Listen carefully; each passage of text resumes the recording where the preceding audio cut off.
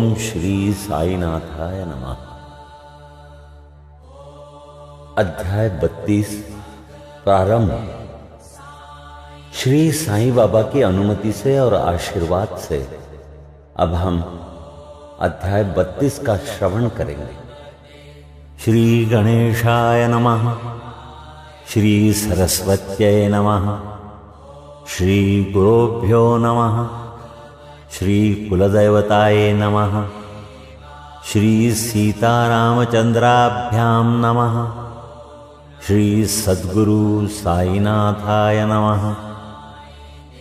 इस अध्याय में गुरु और ईश्वर की खोज, उपवास, अमान्य, बाबा के सरकार, इसका वर्णन किया गया है। इस अध्याय में हेमाड़ पंत ने 2 विषयों का वर्णन किया है। किस प्रकार बाबा की अपने गुरु से भेंट हुई और उनके द्वारा ईश्वर दर्शन की प्राप्ति कैसे हुई। श्रीमती गोखले जो 3 दिन से उपवास कर रही थी, उनको पूरनपोली का भोजन कैसे कराया।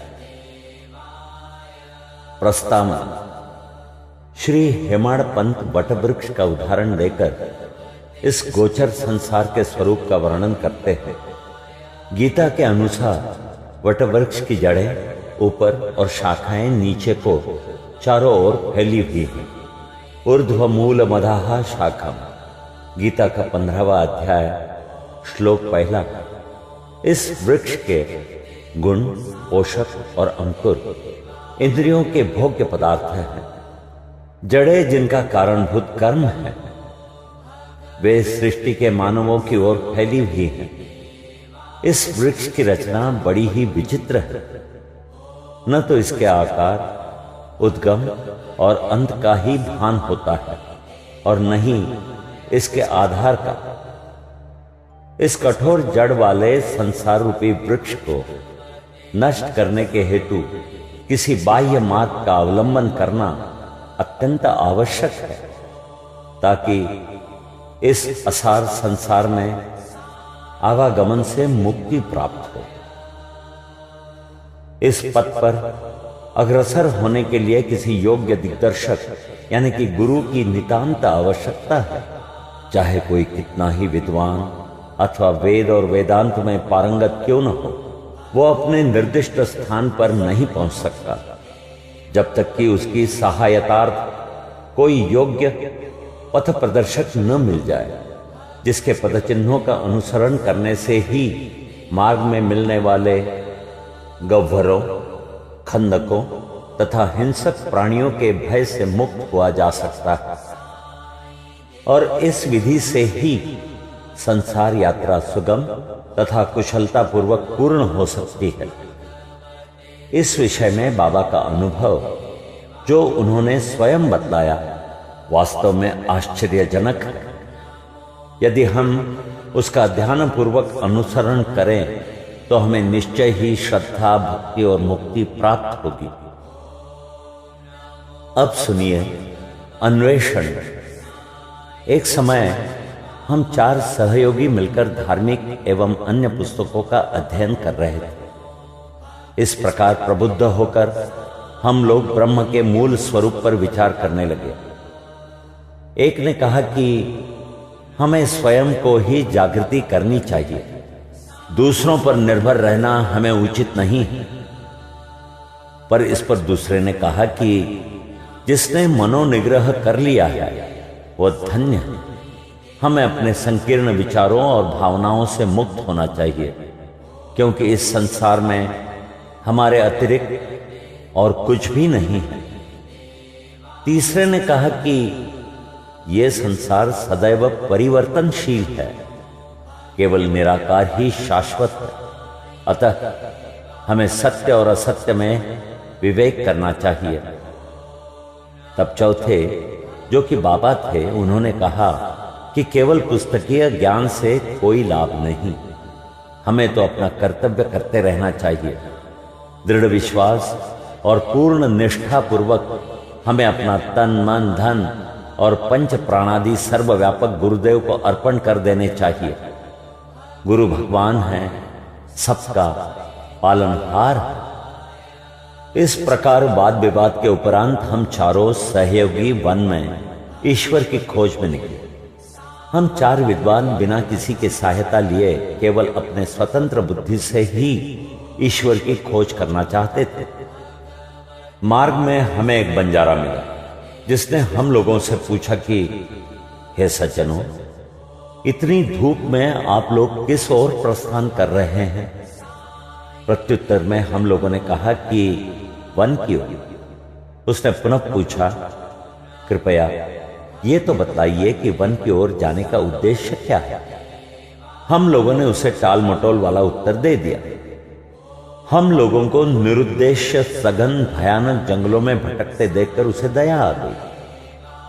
तब उसने अति विनम्र होकर हम लोगों से निवेदन किया कि आप अपनी गुप्त खोज का हेतु चाहे मुझे न बतलाएं, किंतु मैं प्रत्यक्ष देख रहा हूं कि मध्याह्न के प्रचंड मार्तंड की तीव्र किरणों की उष्णता से आप लोग अधिक कष्ट पा रहे हैं।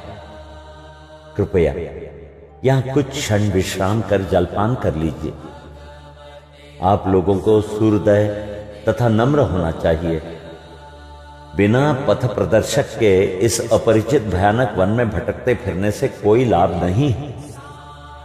यदि आप लोगों की तीव्र इच्छा ऐसी ही है तो कृपया किसी योग्य पथ प्रदर्शक को साथ ले लें।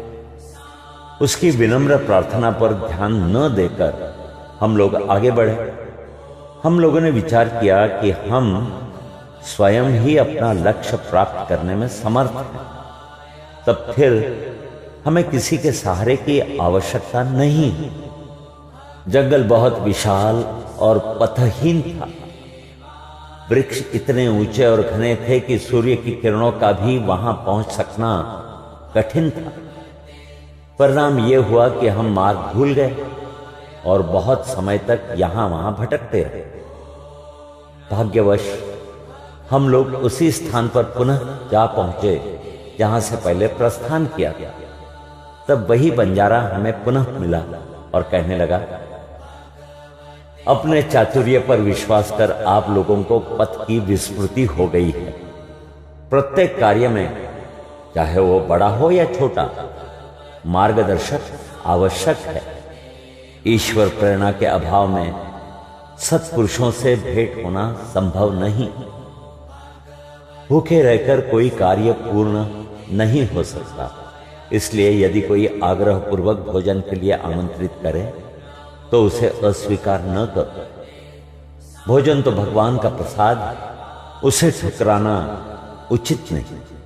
यदि कोई भोजन के लिए आग्रह करे तो उसे अपनी सफलता का प्रतीक जाना। इतना कहकर उसने भोजन करने का पुनः अनुरोध किया। फिर भी हम लोगों ने उसके अनुरोध की उपेक्षा कर भोजन करना अस्वीकार कर दिया। उसके सरल और गूढ़ उपदेशों की ओर ध्यान दिए बिना ही मेरे 3 साथियों ने आगे प्रस्थान कर दिया।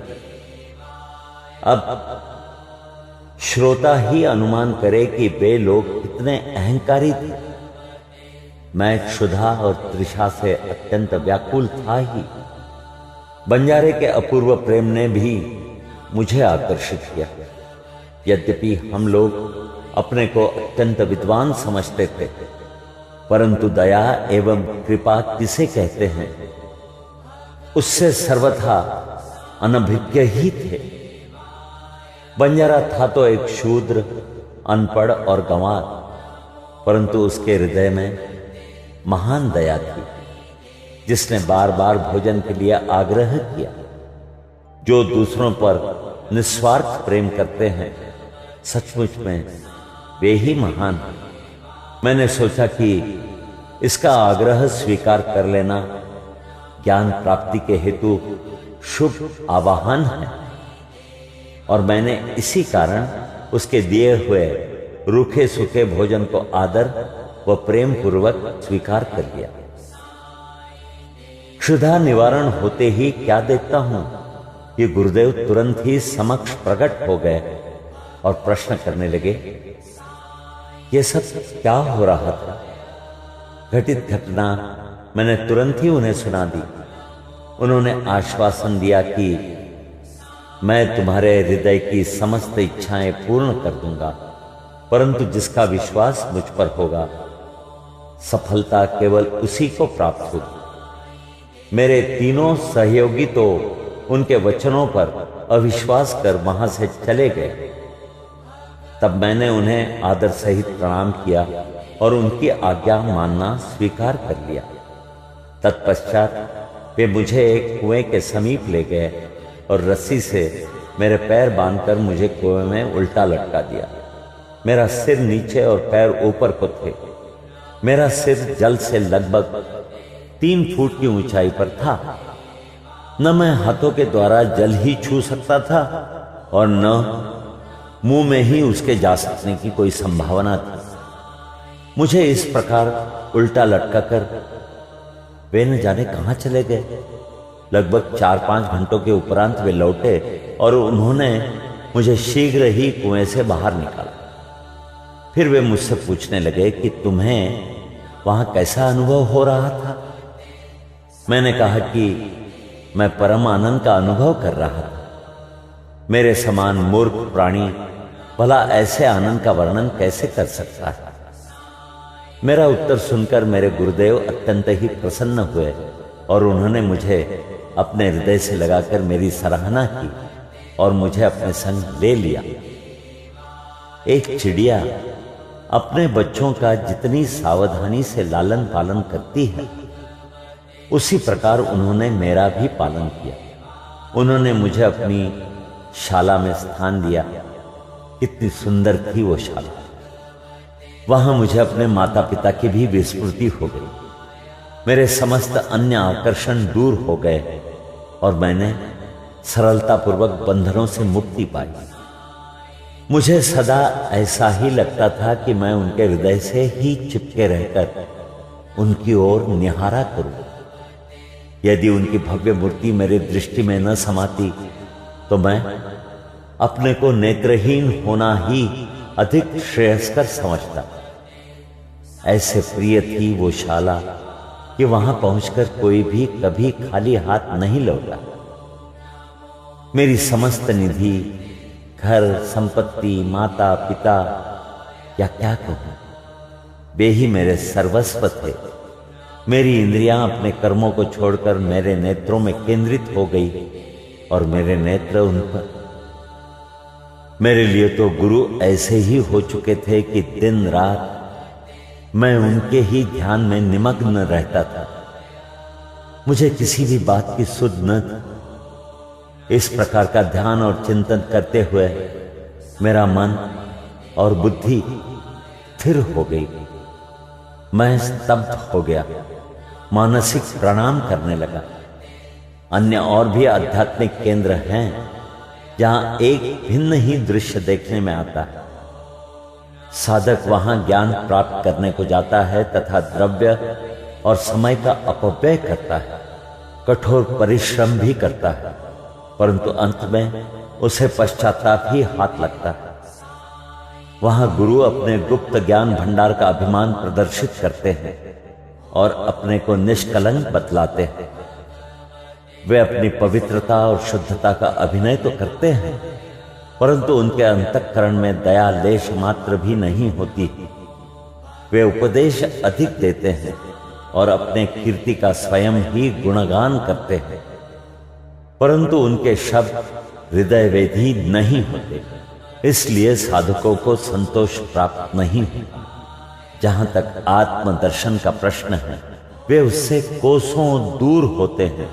इस प्रकार के केंद्र साधकों को उपयोगी कैसे सिद्ध हो सकते हैं और उनसे किसी उन्नति की आशा कोई कहां तक कर सकता है? जिन गुरु के श्री चरणों का मैंने अभी वर्णन किया है, वे भिन्न प्रकार के ही थे। केवल उनकी कृपा दृष्टि से मुझे स्वतः ही अनुभूति प्राप्त हो गई तथा मुझे न कोई प्रयास और न ही कोई विशेष अध्ययन करना पड़ा। मुझे किसी भी वस्तु के खोजने की आवश्यकता नहीं पड़ी। वरन प्रत्येक वस्तु मुझे दिन के प्रकाश के समान उज्जवल दिखाई देने लगी। केवल वे मेरे गुरु ही जानते हैं कि किस प्रकार उनके द्वारा कुएं में मुझे उल्टा लटकाना मेरे लिए परमानंद का कारण सिद्ध हुआ। उन 4 सहयोगियों में से एक महान कर्मकांडी था। किस प्रकार कर्म करना और उससे अलिप्त रहना ये उसे भली भांति ज्ञात था। दूसरा ज्ञानी था जो सदैव ज्ञान के अहंकार में ही चूर रहता था। तीसरा ईश्वर भक्त था जो कि अनन्य भाव से भगवान के शरणागत हो चुका था तथा उसे ज्ञान था कि ईश्वर ही करता है। जब वे इस प्रकार विचार विनिमय कर रहे थे तभी ईश्वर संबंधी प्रश्न उठ पड़ा तथा वे बिना किसी से सहायता प्राप्त किए अपने स्वतंत्र ज्ञान पर निर्भर रहकर ईश्वर की खोज में निकल पड़े। श्री साई जो विवेक और वैराग्य की प्रत्यक्ष मूर्ति थे उन चारों लोगों में सम्मिलित थे। यहां कोई शंका कर सकता है कि जब साई स्वयं ही ब्रह्म के अवतार थे तब वे उन लोगों के साथ क्यों सम्मिलित हुए और क्यों उन्होंने ऐसा आचरण किया। स्वयं अवतार होते हुए भी और ये दृढ़ धारणा कर कि अन्न ही ब्रह्म है, उन्होंने एक शूद्र बंजारे के भोजन को सहर्ष स्वीकार कर लिया तथा बंजारे के भोजन के आग्रह की उपेक्षा करने और बिना गुरु के ज्ञान प्राप्त करने वालों की क्या दशा होती है इसका उनके समक्ष एक उदाहरण प्रस्तुत किया। श्रुति का कथन है कि हमें माता पिता तथा गुरु का आदर सहित पूजन कर धार्मिक ग्रंथों का अध्ययन करना चाहिए। यह चित्त शुद्धि के मार्ग है और जब तक चित्त की शुद्धि नहीं होती तब तक आत्मानुभूति की आशा व्यर्थ है। आत्मा इंद्रियों, मन और बुद्धि के परे है। इस विषय में ज्ञान और तर्क हमारी कोई सहायता नहीं कर सकते। केवल गुरु की कृपा से ही यह सब संभव है। धर्म, अर्थ और काम की प्राप्ति अपने प्रयत्न से ही हो सकती है, परंतु मोक्ष की प्राप्ति तो केवल गुरु कृपा से ही संभव है। श्री साईं के दरबार में तरह तरह के लोगों का दर्शन होता था। देखो, ज्योतिषी लोग आ रहे हैं और भविष्य का बखान कर रहे हैं। दूसरी ओर राजकुमार, श्रीमान, संपन्न और निर्धन, सन्यासी, योगी और गवैये दर्शनार्थ चले आ रहे हैं। यहां तक कि एक अतिशूद्र भी दरबार में आता है और प्रणाम करने के पश्चात कहता है, साई ही मेरे मां या बाप और वे जन्म मृत्यु के चक्र से मेरा छुटकारा कर देंगे। और भी अनेकों तमाशा करने वाले, कीर्तन करने वाले, अंधे, पंगु, नाथपंथी, नर्तक व अन्य मनोरंजन करने वाले दरबार में आते थे, जहां उनका उचित मान किया जाता था। और इसी प्रकार उपयुक्त समय पर वो बंजारा भी प्रकट हुआ और जो अभिनय उसे सौंपा गया था उसने उसको पूर्ण किया। हमारे विचार से कुएं में 4-5 घंटे उल्टे लटके रहना, इसे सामान्य घटना नहीं समझना चाहिए, क्योंकि ऐसा कोई बिरला ही होगा जो इस प्रकार इतने समय तक रस्सी से लटकाए जाने पर कष्ट का अनुभव न कर परमानंद का अनुभव करे। इसके विपरीत उसे पीड़ा होने की ही संभावना अधिक है। ऐसा प्रतीत होता है कि समाधि अवस्था का ही यहां चित्रण किया गया है।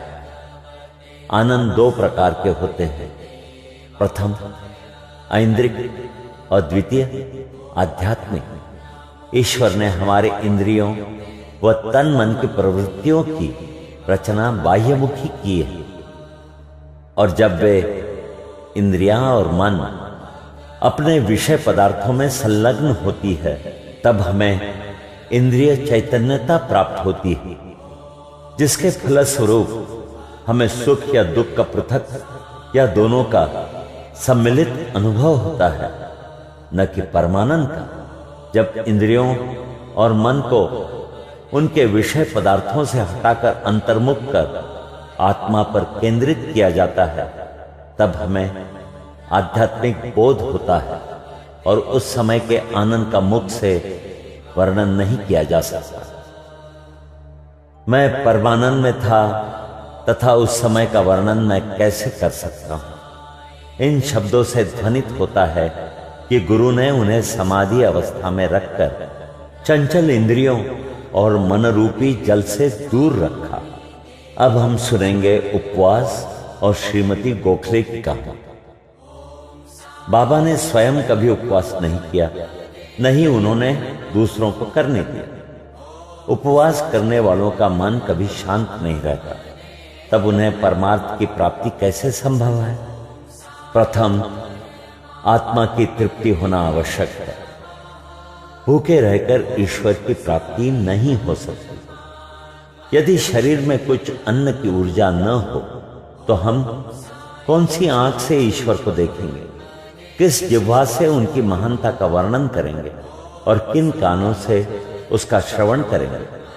सारांश ये कि जब समस्त इंद्रियों को यथेष्ट खुराक और शांति मिलती है तथा जब वे बलिष्ठ रहती हैं, तब ही हम भक्ति और ईश्वर प्राप्ति के अन्य साधनाएं कर सकते हैं।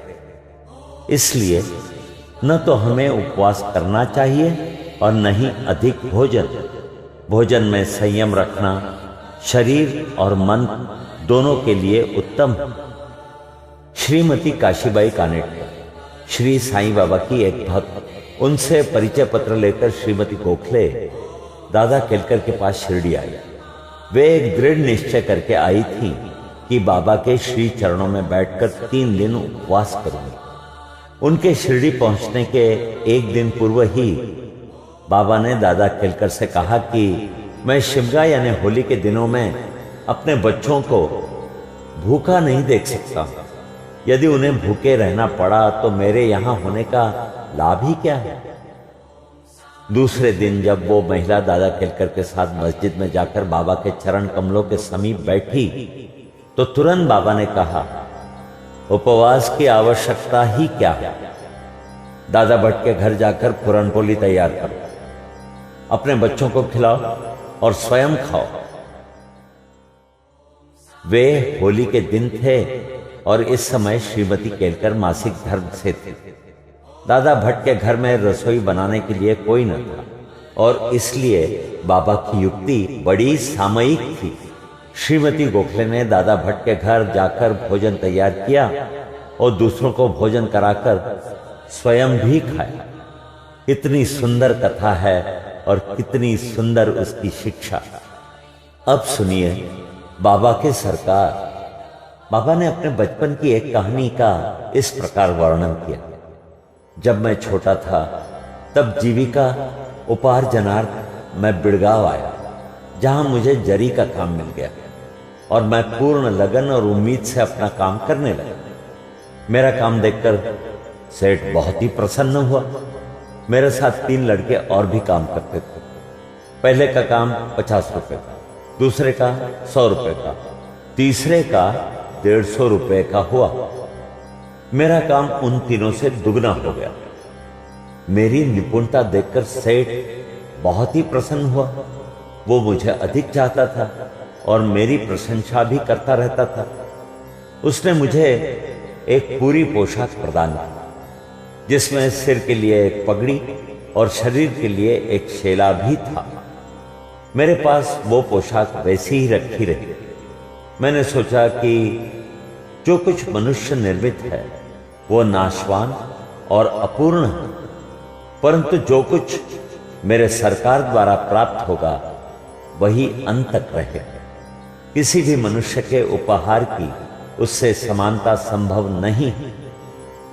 मेरे सरकार कहते हैं ले जाओ। लोग मेरे पास आकर कहते हैं मुझे दो, मुझे दो, परंतु जो कुछ मैं कहता हूं उसके अर्थ पर कोई ध्यान देने का प्रयत्न नहीं करता। मेरे सरकार का खजाना यानी आध्यात्मिक भंडार भरपूर है और वो बह रहा है। मैं तो कहता हूं कि खोद कर गाड़ी में भर कर ले जाओ। जो सच्ची मां का लाल होगा उसे स्वयं ही भरना चाहिए। मेरे फकीर की कला, मेरे भगवान की लीला और मेरे सरकार का बर्ताव सर्वथा अद्वितीय है। मेरा क्या, ये शरीर मिट्टी में मिलकर सारे भूमंडल में व्याप्त हो जाएगा तथा फिर यह अवसर कभी प्राप्त न होगा। मैं चाहे कहीं जाता हूं या कहीं बैठता हूं, परंतु माया फिर भी मुझे कष्ट पहुंचाती है। इतना होने पर भी मैं अपने भक्तों के कल्याणार्थ सदैव उत्सुक ही रहता हूं। जो कुछ भी कोई करता है, एक दिन उसका फल उसको अवश्य प्राप्त होगा, और जो मेरे इन वचनों को याद रखेगा उसे मौलिक आनंद की प्राप्ति होगी। यहां हम 32वां अध्याय समाप्त करते हैं। श्री सद्गुरु साईनाथार्पणमस्तु। शुभम भवतु, शुभम भवतु।